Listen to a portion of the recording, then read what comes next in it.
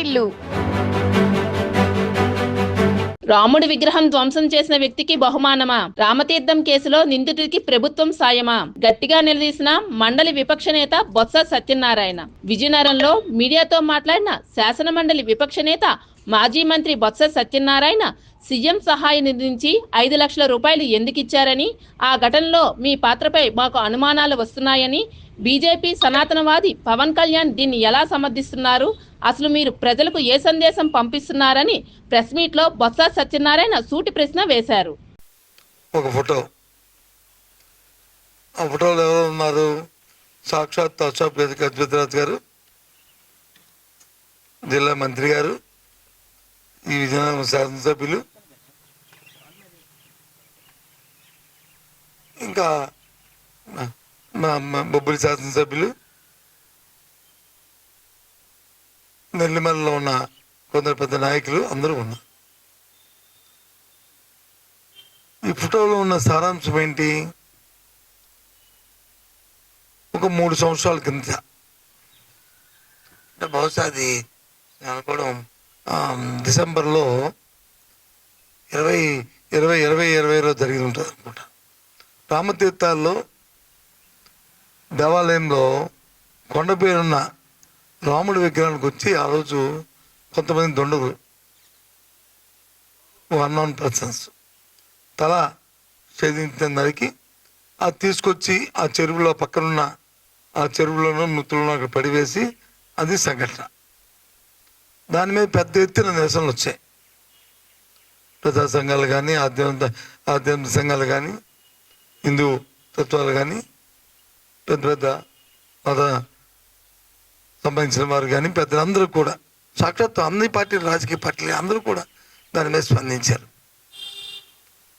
మేము కూడా దాన్ని పూర్వపరాలు తీసుకుంటూ దాని మీద తక్షణమే ఎవరైతే చేశారో వాళ్ళని చర్య తీసుకోవాలని చెప్పి మేము కూడా డిమాండ్ చేస్తాం. ఉన్న పోలీస్ అధికారులతో ఒక కమిటీని కూడా, ఒక ఎంక్వైరీకి ఒక కమిటీ కూడా, ఒక 3 అధికారులతో కమిటీని కూడా వేయడం కూడా జరిగింది. వాళ్ళు కూడా పర్యవేక్షించారు. ఫైనల్గా ఏం తేల్చారంటే, ఒక వ్యక్తిని మీద ఈ అభియోగాన్ని ఆపాదించి ఆ వ్యక్తిని చేటు కింద పెట్టి, మిగతా వాళ్ళని ఇన్వెస్టిగేషన్ చేస్తున్నాము ఇంకా అని చెప్పని ఆ వ్యక్తిని ఇంట్రాగేట్ చేసి ఛార్జ్ షీట్ పెట్టడం జరిగింది. ఛార్జ్ షీట్ పెట్టారో లేదు ఇంకా ఐ డోంట్ నో, ఇంకా నాకు ఐడియా కరెక్ట్గా నాకు ఐడియా లేదు. జరిగింది. సంఘటన జరిగి ఎన్నాళ్ళు అయింది? ఇప్పటికి దగ్గర 3 సంవత్సరాలు, 2-4 సంవత్సరాల పైన అయింది. మొన్నటి రోజున ఆ కేసులో ఉన్న ఎవరైతే ఏటుగా ఉన్న వ్యక్తికి సాక్షాత్తు ఆ దేవస్థానం ఎవరైతే వంశపారంపర్య మరి చైర్మన్గా ఉంటున్న అశోక్ గజపతిరాజు చేతి మీదుగా స్థానిక ప్రజాప్రతినిధులు అందరూ కలిపి 5 లక్షల రూపాయలని ఎవరైతే ముద్దాయిగా ఉన్న వ్యక్తి ఉన్నారో అతనికి ఇవ్వడం జరిగింది. ఆ డబ్బు కూడా ఎవరిది? పార్టీది కాదు, ముఖ్యమంత్రి సహాయ నిధి నుంచి. అయితే మీరెందుకు ఇప్పుడు మీరు మాట్లాడుతున్నారంటే, నేను అడుగుతుంది ఒకే ఒక్క ప్రశ్న సూటిగా ఈ ప్రభుత్వాన్ని, పెద్దల్ని, ఈ పత్రికొండ పెద్దల్ని. ఆ రోజు ఈ సంఘటన జరిగిన తర్వాత ఈ వ్యక్తి మీద ఏమైనా రాజకీయమైన ఉద్దేశంతో అతని మీద కేసు పెట్టించారా? ఒకటి.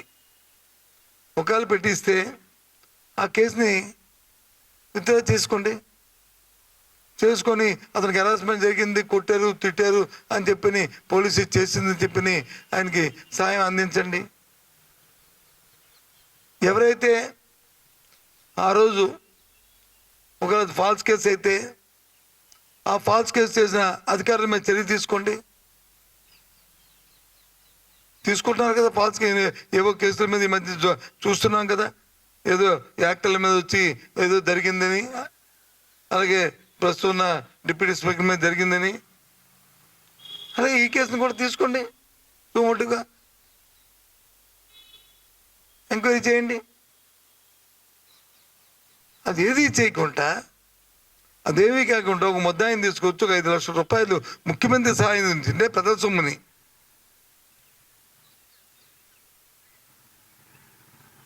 ఇస్తే నాకు ఆ వ్యక్తితో సంబంధం లేదు.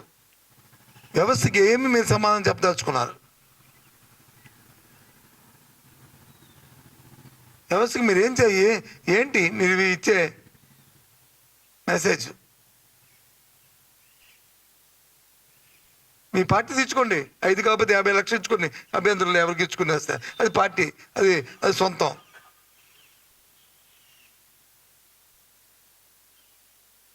సాక్షాత్తు రామతీర్థంలో ఆ రాముడు తన నదికి ముద్దాయిగా ఉంటున్న వ్యక్తిని వచ్చి మీరు 5 లక్షల రూపాయలు ఇచ్చి దేన్ని ప్రోత్సహిస్తున్నారు? మీరు దేన్ని సమర్థిస్తున్నారు? ఏమిటి మీ ఆలోచన? ఏమిటి మీ ఉద్దేశం? నేను అడుగుతున్న సూటిగా అదే ఒకటే. ఆ కేసు ఫాల్స్ అయినప్పుడు ముందు కేసుని తొలగి దాన్ని ఎగ్జిక్యూట్ చేసి అది నిరాపరాధి అని చెప్పి ఆయనకి ఏదైనా సాయం చేసుకుని నిజంగా ఆయన నష్టం జరిగితే తప్పు కాదు.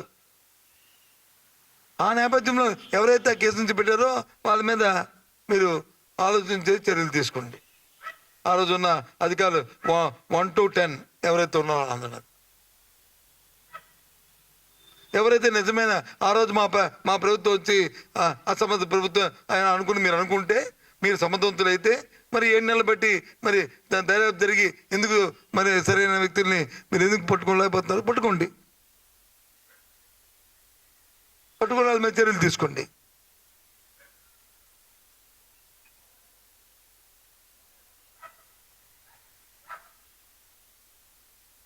ప్రభుత్వం ఉందంటే మంచి అయితే మంచి చెప్పాలి, చెడు అయితే చెడు చెప్పాలి. అంతే. ఇవే ఈ విధమైన ప్రోత్సాహాలు చేస్తే ఎక్కడికి వెళ్తున్నాం మనం? ఏ కోణంలో వెళ్తున్నాం?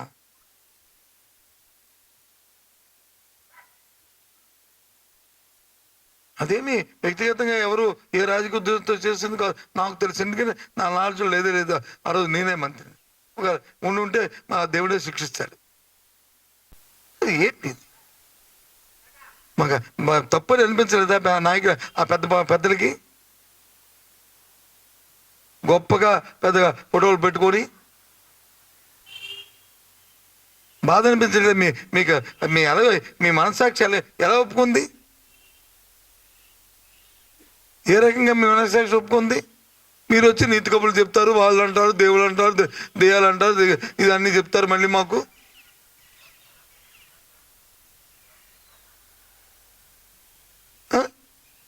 I'm sorry. కాబట్టి నేను సూటిగా ఈ ప్రభుత్వాన్ని కోరుతున్నాను. ఈయనకి కానీ అందులో సంబంధం లేదనుకుంటే ఆ కేసుని ఎక్వివేట్ చేయండి. మన ఆ వ్యక్తికి ఉపశమనం కలుగుతుంది. చేసి ఎవరైతే ఇలాంటి ఫాల్స్ కేసులు పెట్టారో, ఎవరో ఇన్వాల్వ్మెంట్ ఏది ఉందో, అధికారులైనా అనధికారులైనా,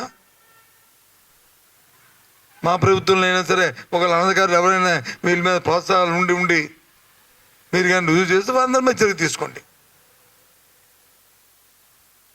అప్పుడు ఒక మంచి మెసేజ్, గుడ్ మెసేజ్ వెళ్తుంది సమాజానికి. అంతేగాని ఇలాంటి చిల్లర పనులు చేసి మన వ్యక్తిత్వాలను దిగదార్చుకొని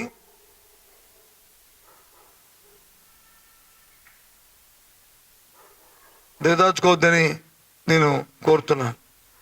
320 రూపాయలకు ₹1 తక్కువ లేకుండా అమ్ముతున్నా. అంటే 50 రూపాయలు ఎక్కువ పైపెచ్చా కానీ 50 రూపాయలు లోపు తక్కువ ఇస్తే అక్కడ దొరకట్లే. బ్లాక్లో కూడా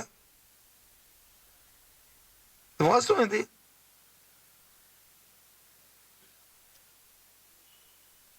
దాని మీద దృష్టి పెట్టండి. ఇలాంటి చౌకబారమైన ఇలాంటి కార్యక్రమాలకు వచ్చి చేస్తూ సాక్షాత్ ఆ భగత్ స్వరూపులైన శ్రీరాముడి తాలూకా శిరఛేదం జరిగితే వాళ్ళ సంఘటన జరిగితే వాళ్ళకి తీసుకొచ్చి 5 లక్షల రూపాయలని ఇస్తూ మళ్ళీ 10 మంది ఒకరిద్దరు కాదు, ఇదేదో పెద్ద అచీవ్మెంట్ లాగా.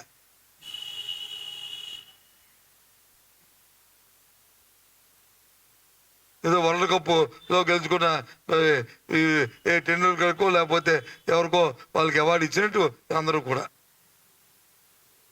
ఏంటండి ఇది?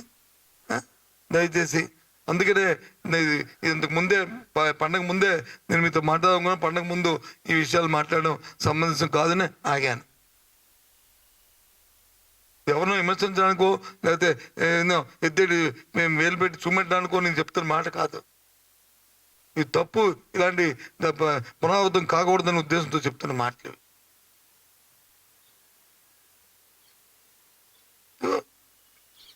సీఎం సహాయ నిధి ఏబిఎన్ పేపరే,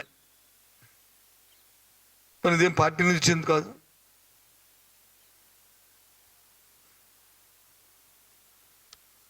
దీనికా